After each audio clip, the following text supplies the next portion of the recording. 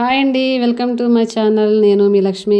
ఈరోజు మెంతికూర chicken curry ఎలా అన్నది చూపిస్తానండి. చాలా టేస్టీగా ఉంటుంది. ఇది మెంతికూర అయితే బయట నుంచి తెచ్చింది కదా, మన గార్డెన్లో పండించింది. దానివల్ల కూడా కర్రీ అన్నది చాలా టేస్టీగా ఉంటుంది. ముందుగా అయితే ఒక 1/2 కేజీ చికెన్ తీసేసుకుని అందులో కొంచెం కారం, గరం మసాలా, ధనియాల పౌడరు, కాస్త సాల్టు, పసుపు వేసి ఒక్క 10 నిమిషాలు అలా కలిపేసి పక్కన పెట్టేసుకుందాం. ఇదిగోండి మెంతికూర చక్కగా నీట్గా కట్ చేసి పక్కన పెట్టేసాను. ఇప్పుడైతే 3 స్పూన్ల ఆయిల్ పోసేసుకుని కొన్ని మసాలా దినుసులు అయితే వేసేసుకుని ఆనియన్స్ వేసేసుకుని చక్కగా డీప్ ఫ్రై అయ్యే వరకు వేగనివ్వాలి. ఇవి బ్రౌన్ కలర్ వచ్చే వరకు వేగనిచ్చుకొని చాలా బాగుంటుందండి. అలాగే 2 బిర్యానీ ఆకులు కూడా వేసా. కాస్త పచ్చిమిర్చి మనం కారం ఎంత తింటే అంత అన్న కరివేపాకు రెబ్బలు 4 వేసి చక్కగా ఇవి బ్రౌన్ కలర్ వచ్చే వరకు ఫ్రై చేసుకుంటే కర్రీ అన్నది చాలా అంటే చాలా బాగుంటుంది. మనం ముందే చికెను మిక్స్ చేసి పెట్టుకున్నాం కదా, దానివల్ల కూడా టేస్ట్ అన్నది మారుద్దండి. ఆ ఉప్పు కారం అన్నది చికెన్ ముక్కలకు అంటుకుంటే టేస్ట్ బాగుంటుంది. తర్వాత అయితే కాస్త మెంతికూర అయితే వేసాను. ముందుగా సాల్టు, పసుపు, కారం, కాస్త ధనియాల పొడి, కాస్త గరం మసాలా వేసుకుందామండి.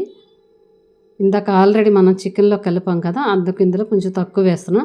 అలాగే కొంచెం జీలకర్ర పౌడర్ కూడా యాడ్ చేశాను. అలాగే అల్లం వెల్లుల్లి పేస్ట్, ఒక టమాటా అండి, ఎక్కువ అవసరం లేదు, ఒక మీడియం సైజు టమాటా తీసుకుని చక్కగా మనం మొత్తం ఇది గ్రేవీ అంతా దగ్గరికి అయ్యే వరకు మగ్గనిచ్చుకుంటే మనం చికెన్ అన్నది చాలా టేస్టీ అనిపిస్తుంది. ఇందాక కలిపి పెట్టుకున్నాం కదండి, ఆ చికెన్ అయితే వేసేసుకుందాం. ఆల్మోస్ట్ ఇది వాటర్ కానీ ఎక్కువ పొయ్యొద్దండి. ఆల్రెడీ చికెన్కి వాటర్ ఉంటుంది కాబట్టి సరిపోతుంది. ఇది ఇంకా కొంచెం కావాలనుకున్నప్పుడు ఇది కాస్త దగ్గరికి మగ్గాక ఒక 1/2 గ్లాస్ వాటర్ పోసుకుంటే సరిపోతుంది. ఎక్కువైతే అవసరం లేదు. వాటర్ ఎక్కువ పోస్తే చికెన్ టేస్ట్ అన్నది పాడైపోతుంది. అందుకని నేను ఒక 1/2 గ్లాస్ వాటర్ పోస్తున్నాను, ఎక్కువ కూడా పోయట్లేదు. పోసేసి ఒకసారి ఇలా తిప్పేసుకుని లో ఫ్లేమ్లో అన్నది దీన్ని ఉడకనివ్వాలి. హై ఫ్లేమ్లో పెడితే మాడిపోతుంది. అందు గురించి లో ఫ్లేమ్లో పెట్టుకుంటే చక్కగా స్లోగా ఉడుకుద్ది. టేస్ట్ అన్నది కూడా చాలా బాగుంటుంది. ఆ ఉప్పు కారం అన్నది ముక్కకు అంటుద్ది. కూర అయితే దగ్గరికి వచ్చేసిందండి. ఇప్పుడైతే మెంతికూర వేసేస్తున్నా, ఎందుకంటే ఇది కూరతో పాటుకు ఉడకాలండి.